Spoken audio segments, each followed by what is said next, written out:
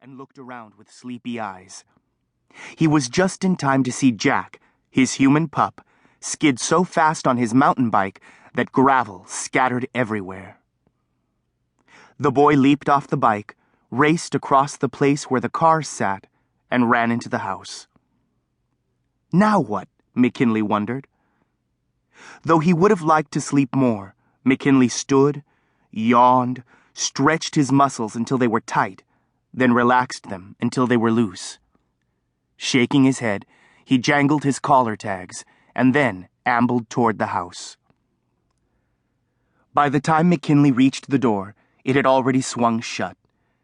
As he had taught himself to do, he bent down, wedged a large forepaw where there was a gap beneath the door, extended his claws, and pushed. The door popped open a little. Sticking his nose into the gap, McKinley shoved the door further open and squirmed inside. Once there, he sniffed. Smelling dinner, he trotted down the hallway, wagging his tail till he heard Jack saying, "Dad, I'm not making it up. I really saw a wolf." McKinley stopped short. His tail drooped. Was that the wolf word the boy had used? When he was young, Jack had also been much younger, McKinley had spotted a wolf during a walk with his people. It was just a glimpse, but the people had seen it too. They had become very excited. That's when McKinley learned the wolf word. He could recall the wolf's reek, a mix of deep woods, dark earth, and fresh meat. Its wildness had frightened him and excited him, but that was a long time ago. Wide awake now, McKinley hurried past the large room and into the small food place. Jack was talking to the man of the family. Sometimes the man was called Dad, sometimes Gil. McKinley liked him and the way he always smelled of the outdoors. "Now hang on, Jack," the man said. "You sure it wasn't just a big old German shepherd? They can look a lot like a wolf." McKinley stood still, his head cocked. There it was again, the wolf word. "No way, Dad," the human pup answered. "You know how much I've read about wolves. I'm sure this was one. I mean, yeah, at first I thought it was McKinley, but it wasn't." Wanting to understand more, McKinley jumped onto one of the sitting places near where the humans put their food when they ate.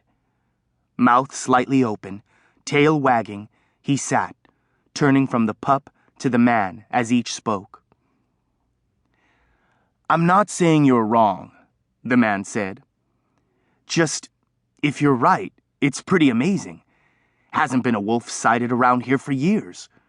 Remember the time we spotted one up in the Zirkle Wilderness? But not here in Steamboat Springs." McKinley saw Jack look around. "Where's Mom?" At the mention of Jack's female, the boy called her Mom, the man called her Sarah, McKinley barked once. The woman spent time on Most Car's Way, in a place where there was lots of food, and often brought him treats, like bones. Gil said, "She has to work the dinner shift, so it'll be just you and me tonight. Sausages and carrots, and your mom made bread. Now keep talking as you set the table." Jack all but threw down his eating sticks and tall clear bowls as he chattered. "I was a little scared," he was saying. "I mean, that wolf really surprised me. I think I surprised him too." The human pup poured water for himself and the man into the tall bowls, then thumped down onto the sitting place. McKinley edged closer to the boy. "Here's grub," the man said as he brought food to the boy and sat across from him. "And I'm starving." McKinley, eyeing the food, drooled and licked his own nose. "I was marking trail up by Rabbit Ears Pass all day," the man said. Fair amount of snow up there already. Promises a good season. Hear that, McKinley? Jack cried. Snow is coming. Snow. A word McKinley knew and loved. He barked in appreciation.